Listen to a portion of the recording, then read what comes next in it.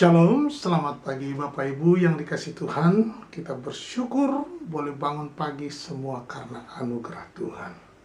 Kita diberi kesempatan hidup untuk melayani Dia, kerja buat Dia, melakukan kehendaknya, dan percaya kepada Dia dengan penuh iman. Hari ini kita akan belajar membaca firman Tuhan dan merenungkannya, supaya kita mengerti apa maksud dan tujuan Tuhan dalam hidup kita. Mari kita berdoa. Terima kasih Bapa Surgawi buat hari ini kami boleh bangun pagi untuk kami bersyukur, untuk kami naikkan syukur kepadamu. Karena kami tahu Engkaulah Allah yang hidup, Allah yang penuh cinta damai, dan penuh dengan hikmat akal budi. Berikan pengertian kepada kami untuk mengerti maksud dan rencanamu dalam hidup kami selama kami hidup. Terpujilah namamu. Haleluya. Amin.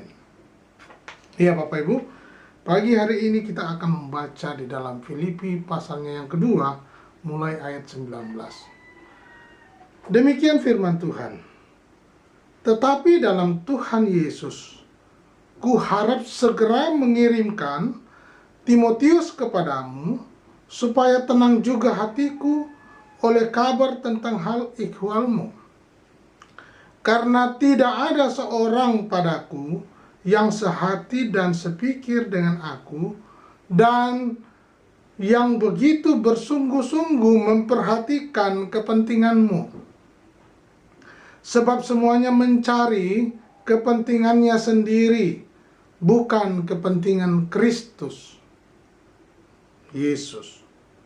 Kamu tahu bahwa kesetiaannya telah teruji, dan bahwa ia telah menolong aku dalam pelayanan Injil, sama seperti seorang anak menolong bapaknya. Dialah yang kuharap untuk kukirimkan dengan segera, sesudah jelas bagiku bagaimana jalannya perkaraku. Tetapi dalam Tuhan aku percaya bahwa aku sendiri pun akan segera datang. Sementara itu kuanggap perlu mengirimkan Epafroditus kepadamu, yaitu saudaraku dan teman sekerja serta teman seperjuanganku, yang kamu utus untuk melayani aku dalam keperluanku. Karena ia sangat rindu kepada kamu sekalian, dan susah juga hatinya, sebab kamu mendengar bahwa ia sakit. Memang benar, ia sakit dan nyaris mati, tetapi Allah mengasihani dia, dan bukan hanya dia saja, melainkan aku juga. Supaya duka citaku jangan bertambah-tambah. Itulah sebabnya aku lebih cepat mengirimkan dia, supaya bila kamu melihat dia, kamu dapat bersuka cita pula, dan berkurang duka citaku. Jadi sambutlah dia dalam Tuhan dengan segala sukacita, dan hormatilah orang-orang seperti dia. Sebab oleh karena pekerjaan Kristus, ia nyaris mati, dan ia mempertaruhkan jiwanya untuk memenuhi apa yang masih kurang dalam pelayananku kepadamu. Puji Tuhan. Pagi hari ini kita sudah membaca perikop tentang pribadi yang disampaikan oleh Rasul Paulus. Ada dua pelayan yang dia sampaikan, yaitu Timotius dan Epafroditus. Ya, pertanyaannya, ada apa dengan Timotius dan Epafroditus? Ada dua pelayan Tuhan yang dia katakan, ya. Tetapi dalam Tuhan Yesus kuharap segera mengirimkan Timotius kepadamu, supaya tenang juga hatiku oleh kabar tentang hal ihwalmu. Karena tidak ada seorang padaku yang sehati dan sepikir dengan aku, dan yang begitu bersungguh-sungguh memperhatikan kepentinganmu. Luar biasa Bapak Ibu, ada dua orang pelayan Tuhan yang disebut namanya dalam Alkitab oleh Rasul Paulus kepada jemaat di Filipi, Timotius dan Epafroditus. Wah, dua pribadi ini Alkitab mencatat, dikatakan, karena tidak ada seorang padaku yang sehati dan sepikir dengan aku, dan yang begitu bersungguh-sungguh memperhatikan kepentingan jemaat di Filipi. Tidak ada seorang pun yang sehati dan sepikir dengan aku, dengan Rasul Paulus.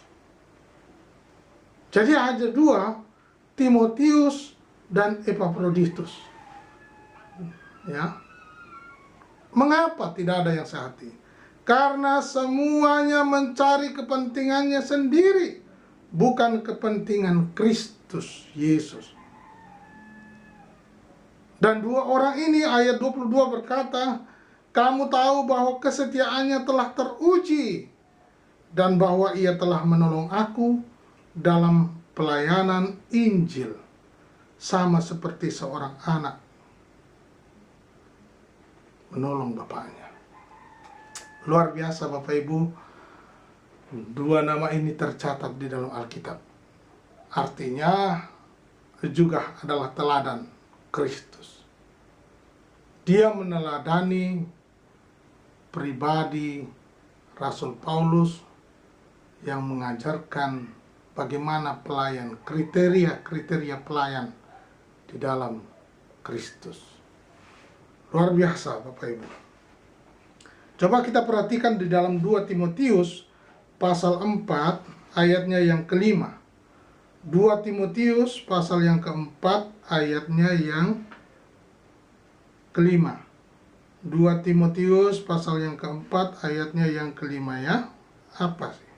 Kita baca. Tetapi kuasailah dirimu dalam segala hal. Sabarlah menderita, lakukanlah pekerjaan pemberita Injil, dan tunaikanlah tugas pelayananmu. Saya ulangi, tetapi kuasailah dirimu dalam segala hal, sabarlah menderita, dan lakukanlah pekerjaan pemberita Injil, dan tunaikanlah tugas pelayananmu. Ini kriteria dikatakan dalam menunaikan tugas pelayanan ya. Kriteria seorang pelayan Tuhan yang dikatakan oleh Rasul Paulus. Apa poinnya? Dikatakan yang pertama, kuasailah dirimu dalam segala hal. Ya. Poin yang pertama ini dikatakan kuasailah dirimu dalam segala hal. Jadi dalam segala hal itu banyak hal yang harus dikuasai. Apakah itu harta, kekayaan, kekuasaan, tahta, ya,